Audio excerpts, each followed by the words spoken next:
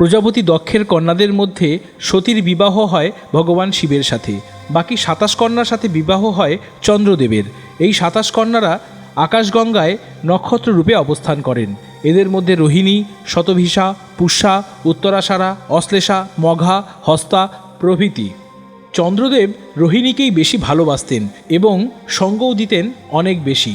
বাদবাকি কন্যাদের বঞ্চিত হতে দেখে দক্ষরাজ চন্দ্রদেবকে অভিশাপ দেন ক্ষয় রোগের। এমত অবস্থায় ভগবান শিব চন্দ্রদেবকে তার মস্তকে স্থান দেন। পরবর্তীকালে দক্ষরাজ চন্দ্রদেবকে ফিরিয়ে নিতে চাইলে অস্বীকার করেন ভগবান শিব।